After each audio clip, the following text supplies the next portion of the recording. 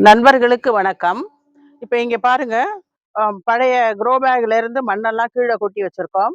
இப்ப அடுத்த பட்டம், மாடி பட்டம் நெருங்கிட்டு இருக்கு.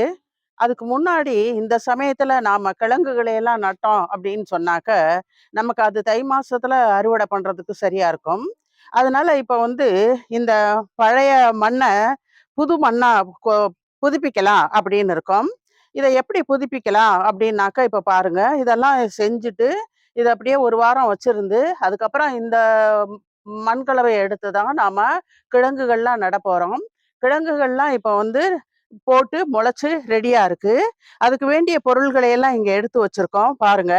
இப்ப ஒண்ணொண்ணா சேர்த்து எப்படி இந்த பழைய மண்ண பொது மண்ணா, நல்ல மண்ணா பாட்டிங் மிக்ஸ்சர் தயார் பண்றோம் அப்படிங்கிறத இப்ப பார்க்கலாம் வாங்க. முதல்ல இந்த பழைய மண்ணுல இருக்கிற குப்பைகளை எல்லாம் கொஞ்சம் எடுத்துக்கலாம். இந்த மாதிரி ஒரு இத வச்சு கட்டிகளை எல்லாம் உடைச்சு விட்டுறணும்.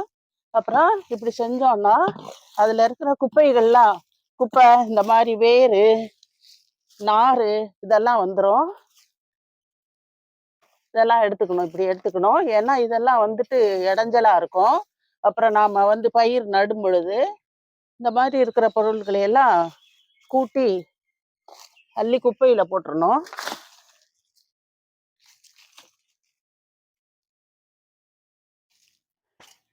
இது வந்து ரொம்ப முக்கியம். ஏன்னா ஆரம்ப கட்டத்துல செடி வேரோடி வளர்றதுக்கு இது கொஞ்சம் இடைஞ்சலா இருக்கும். இந்த மாதிரி அதுல இருக்கிற குப்பைகளை எல்லாம் எடுத்துட்டு நல்லா பரப்பி விட்டுறணும். சமமா கல்லெல்லாம் இருக்கு பாருங்க, கல்லெல்லாம் எடுத்துடணும். இது மாதிரி பொருள்களை எல்லாம் எடுத்துடணும்.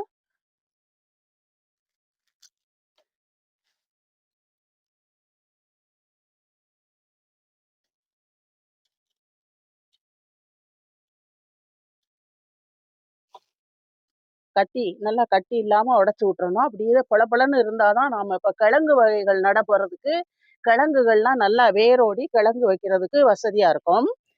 இப்ப இது மாதிரி நம்ம சமப்படுத்திக்கிட்டோம். இதுல முதல்ல கொஞ்சம் கோகோபீட் போட்டுக்கலாம்.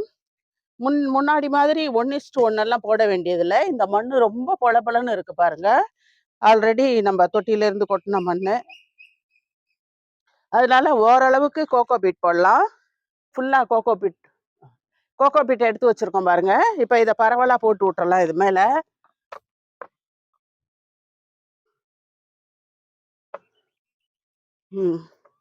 கோகோபீட் போட்டாச்சு.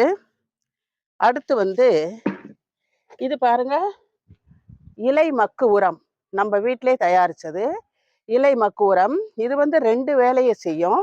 அதாவது கோகோபீட் மாதிரியே மண் கலவையோட வெயிட்டை குறைக்கும். அதே சமயம் இதுல இருக்கிற இலை மக்கு உரம் வந்துட்டு செடிகளுக்கு தேவையான கார்பனை கொடுக்கும். மண்ணை பொலபொலன்னு வச்சிருக்கோம். அதனால இப்ப இந்த இலை மக்கு உரத்தையும் போட்டுக்கிறோம்.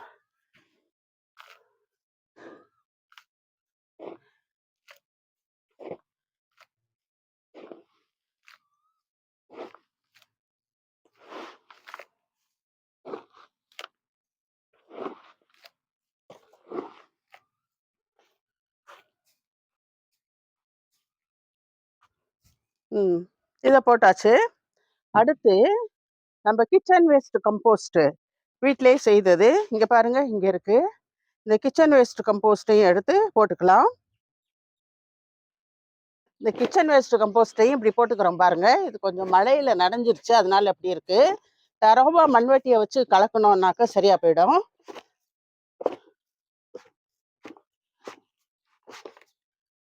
முட்டை தோலெல்லாம் இருக்கு பாருங்க. இப்ப தேவையான உரங்கள் எல்லாமே போட்டாச்சு. அடுத்து நம்ம முக்கியமா போட வேண்டியது ஒண்ணு இருக்கு.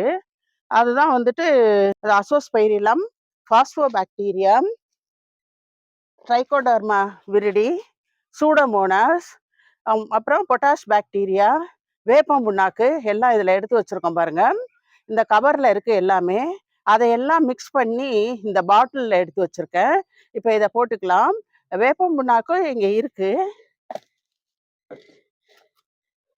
இந்த பாருங்க, வேப்பம் புண்ணாக்கு இருக்கு. இத வந்து கடைசியில செடி வைக்க போறதுக்கு முன்னாடி ஒரு 2 நாளைக்கு முன்னாடி போட்டுக்கலாம்.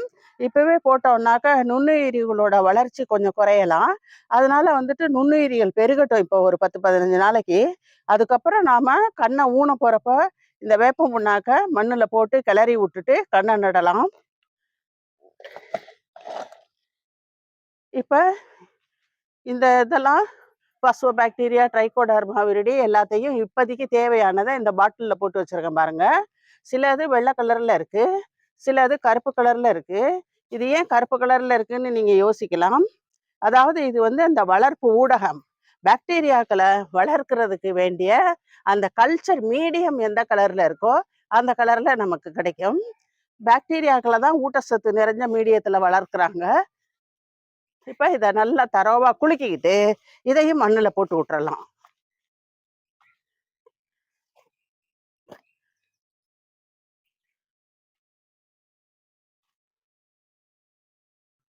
பாருங்க, இதை போட்டு விடுறோம். இதெல்லாம் எப்பவுமே ஈரப்பதமா இருக்கணும். இப்போ ஈரப்பதம் குறைஞ்சுது அப்படின்னா பாக்டீரியாக்கள்லாம் செத்து போறதுக்கு வாய்ப்பு இருக்கு. அதனால நாம மண் கலவை தயார் பண்ணதுக்கு கூட அதை மூட்டை மாதிரி அப்படியே கும்பலா வச்சுட்டு சாக்கெல்லாம் போட்டு மூடி வச்சிருவோம். ஆனா 2 நாளைக்கு ஒருக்கா தண்ணி தெளிச்சு விட்டுக்கிட்டே இருக்கணும். அப்பதான் நுண்ணுயிரிகள் பெருக்கம் ஏற்படும். இப்போ நாம போட வேண்டிய எல்லாத்தையுமே இதுல போட்டுட்டோம். வேப்பம் புண்ணாக்கு கடைசியில செடி வைக்கிறப்ப போட்டுக்குவோம். இதை தரோவா கலந்து கும்பலா வச்சிருவோம். அப்புறம் கடைசியில ஒன்று ஆட் பண்ண வேண்டியிருக்கு. அதுதான் நான் வடிச்ச கஞ்சி கொண்டாந்துருக்கேன். இந்த பாருங்க, நல்லா புளிச்ச வடிச்ச கஞ்சி. இதை வந்து இப்போ நாம இதுல தெளிச்சு விட்டோம் அப்படின்னா இந்த பாக்டீரியாக்கள்லாம் வளர்றதுக்கு இது வந்து ஒரு ஊட்டச்சத்தா இருக்கும், உணவு பொருளா இருக்கும். அதனால இதை நல்லா கரைச்சி விட்டுட்டு கடைசியில நாம தெளிச்சு விடலாம்.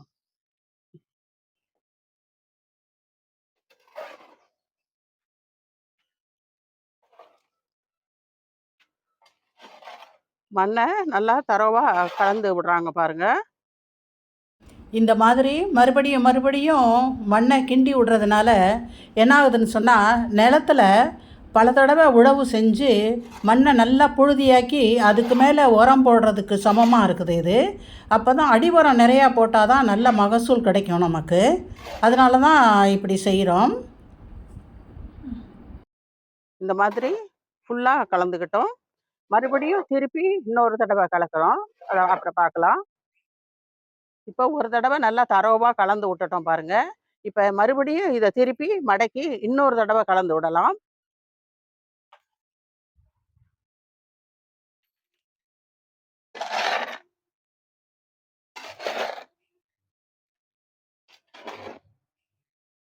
இப்போ நல்லா தரோவா எல்லாமே மிக்ஸ் ஆயிருச்சு. இப்போ 2வது தடவையும் நல்லா கலந்து விட்டுட்டோம். இப்போ இதுக்கு மேலே வடிச்ச கஞ்சியை தெளிச்சு விடலாம். இப்போ கடைசியாக நாம் வந்து இருக்கிற அந்த பாக்டீரியாக்கெல்லாம் சாப்பாடு, கல்ச்சருக்கு வேண்டிய அந்த சாப்பாடு கஞ்சி தெளிக்கிறோம் பாருங்க. மண்ணு லேசா ஈரப்பதமா நல்லா புட்டு பதத்துல இருக்கு. இதான் சரியான பதம். இப்படிதான் இருக்கணும். இதுக்கு மேல காஞ்சி இருக்கக்கூடாது.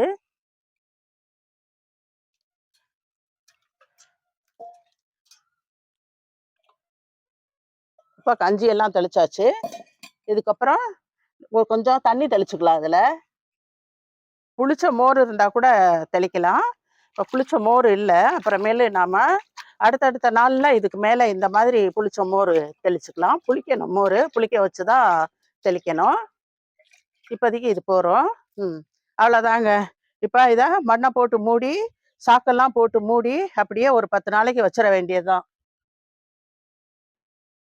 இப்போ பாருங்க, எல்லாம் தரவா கலந்து விட்டுட்டு அந்த ஊத்துன கஞ்சிக்கு மேலேயும் மண்ணை போட்டு மூடி இதை வந்து நல்லா சாக்கை போட்டு மூடி வச்சுட்டோம். 2 நாளைக்கு ஒரு தடவை இந்த சாக்கெல்லாம் ரிமூவ் பண்ணிட்டு மேலே லேசாக தண்ணி தெளிச்சு விட்டு லேசாக கிளறி விடலாம். இதோட இந்த வீடியோவை முடிச்சுக்கிறோம். இது நல்லா சூப்பர் மண் கலவை. இந்த மாதிரி செஞ்சு வச்சோம்னாக்க நமக்கு மகசூலும் அதிகரிக்கும். ஆக இந்த வீடியோ பிடிச்சிருந்தா லைக் பண்ணுங்க, ஷேர் பண்ணுங்க, சப்ஸ்கிரைப் பண்ணுங்க. நன்றி, வணக்கம்.